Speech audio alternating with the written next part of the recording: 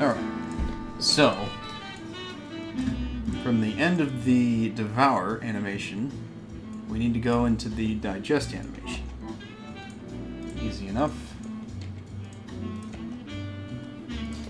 So we have a devour, nom nom nom. Then once it's made, we'll go into the digest loop, which has a special block of code that's explained a little bit better, but the concept is you can have the system automatically do this, which I strongly recommend, and you have this convenient little wiggle object that you can set which direction you want to play which animation. You can also set, like, left, right, up, down, button, button left, button right, button up, button down as things. There's also setting escapes, so if a person wiggles enough in these directions, 6 times in a row basically, then they go to this animation, which is the excrete in this case. If they die, they go to the finish animation, and if they wait for 10 seconds, they'll also go to the finish animation. And a wait is defined as if they aren't putting in any input into the system. So that's all documented, but that makes the whole thing a hell of a lot easier to deal with. And it's just a good idea to put this right on the victim clip layer, because that makes the most sense.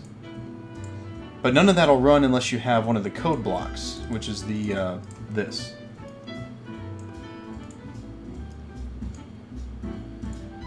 That handles the wiggle object and the belly. So as long as that exists, stuff will happen. So it really only needs to exist during the digest animations. They're very convenient. Code blocks are a great thing for Flash. Make stuff so easy. So okay, then you'd be digesting, or you'd go to the wiggle animations, and you can do all sorts of stupid stuff with this. Wiggle left, right, up, down, the finisher, the excrete.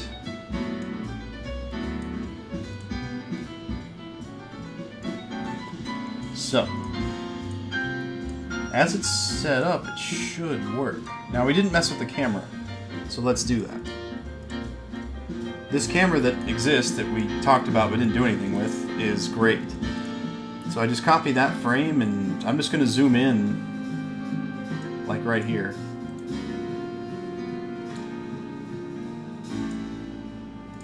Select the camera, Q, left drag on one of the corners. Just put this guy right in the front and stage center. Have the camera focus on him. Why not?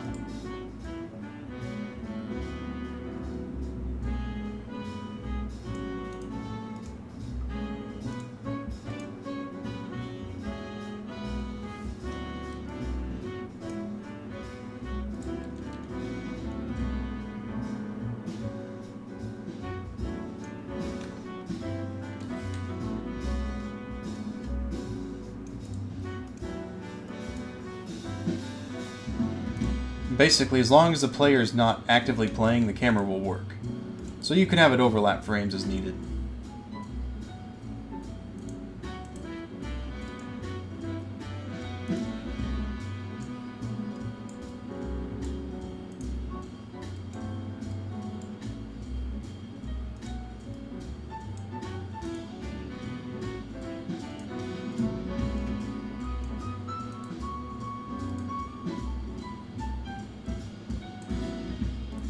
So if we did this right now, that's all we'd see, and then there would be stuff happening in the background, but you couldn't tell. Ah, fingers. Thumb hurts. So let's see. Let's make sure this Devour attack even works. I think that's a good idea. So.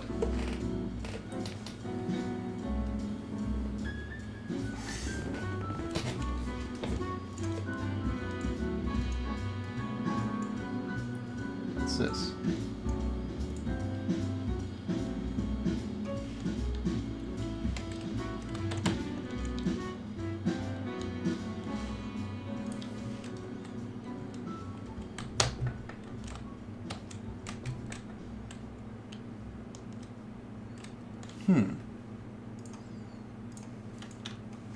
Tricks. Here's something you can do.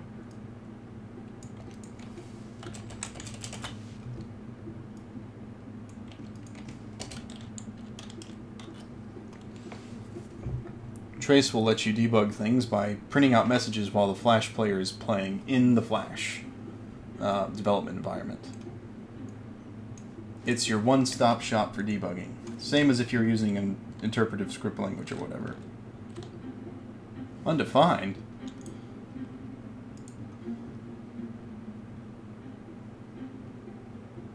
Undefined and true.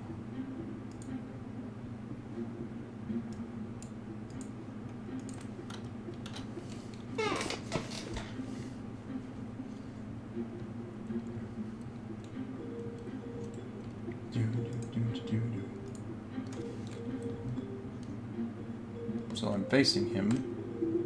I'm not facing him. It shouldn't still be true. No!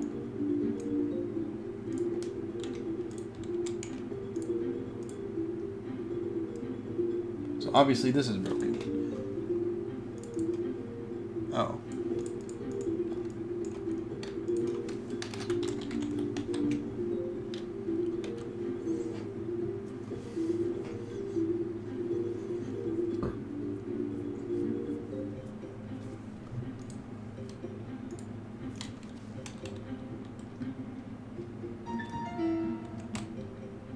There we go. No. Wiggle.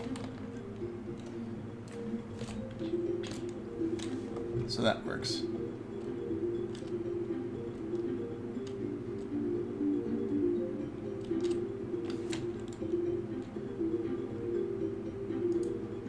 Perfect.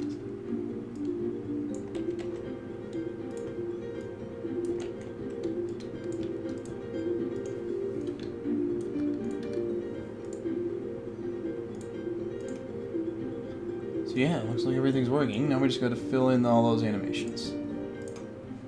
Clean them up as needed. So there, your basic components for setting up a Vor attack in barbftr world. You have to have some sort of attack get triggered, or yeah, basically, you have to trigger some kind of attack or nothing's going to happen. And you can trigger an attack from anywhere. Like in Lizzie's case, you're able to check where the player is all the time with this convenient check update code block. If you have a check update code block, you can run a function called check update. It'll always be checked while that block exists, which means you can do anything you want. You can check what the player's health is, where they are, if a certain hitbox hits them. Like Lizzie has this little invisible hitbox out here called the pounce box that she checks for. If Barb hits the pounce box, she'll pounce him. You can do that anywhere, so you still have to have some sort of attack, otherwise you can't Vor people. So if you have an attack, then you basically just have to... There's so much flexibility, really. In our case with the raptor, he's basically just checking if they hit this little box we added, the eat box. And if so, it does the eat and life is good. And then the rest is all handled with the extra objects, the wiggle objects.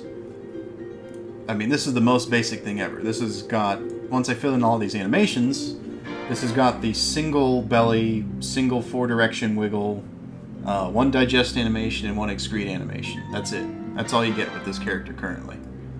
You can expound on that as far as you want to go, is the point.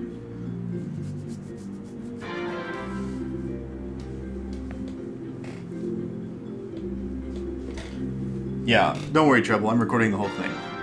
I'm also going to upload this to YouTube once I get it all done. Let's see.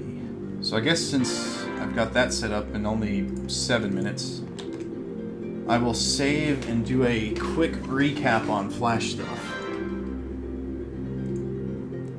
Flash, new document. This is called the stage. Over here are your tools. Very important. V is your most important tool. N is drawing lines.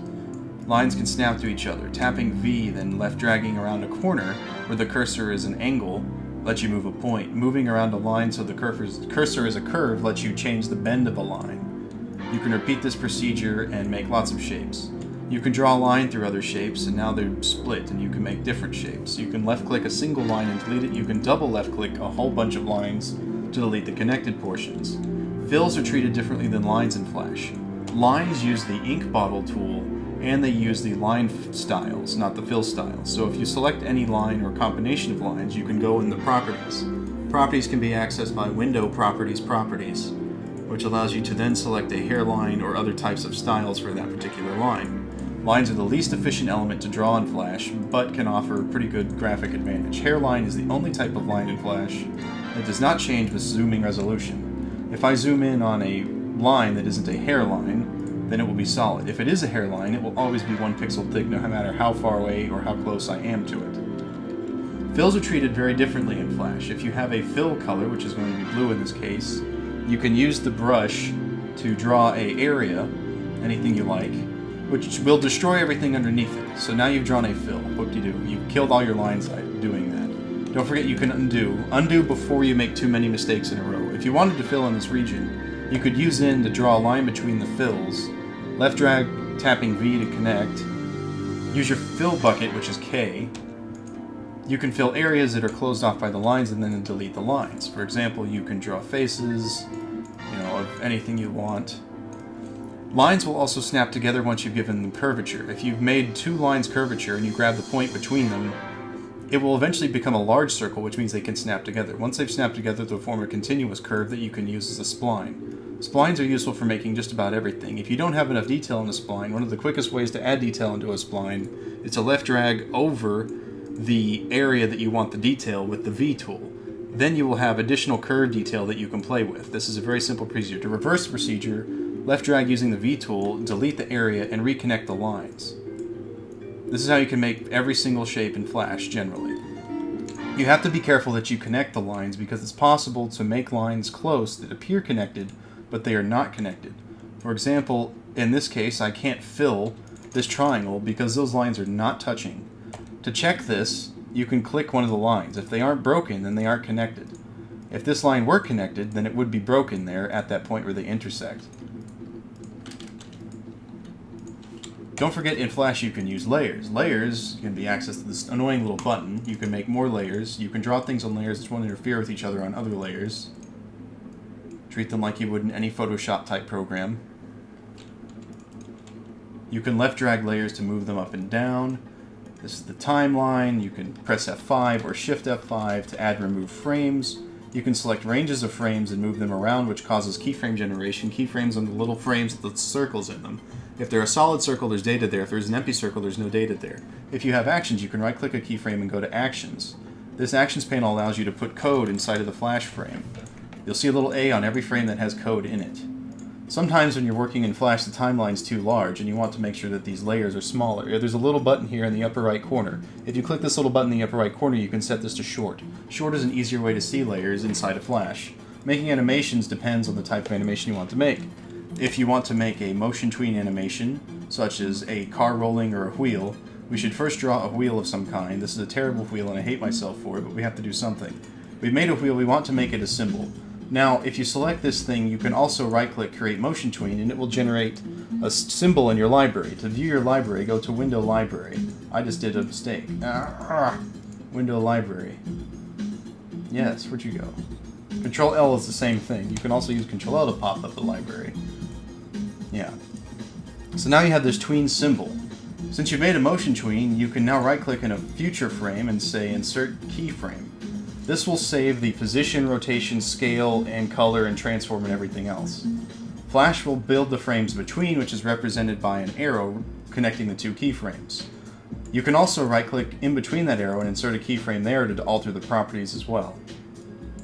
This is a motion tween animation. The data for the shape is not being altered, only the displayed position, rotation, scale, and other transform information. You can also use this to color certain clips if you want, with tint and other effects. Now, a motion tween animation is more common and more efficient to use in a Flash animation. You can also use a shape tween, which is you take any shape and now you left-click the frame and select the tween under Properties to Shape. A shape tween is very different. They don't behave the same way in Flash, and you can basically morph them into any shape you want. Note what I'm going to do is I'm going to delete this and just put a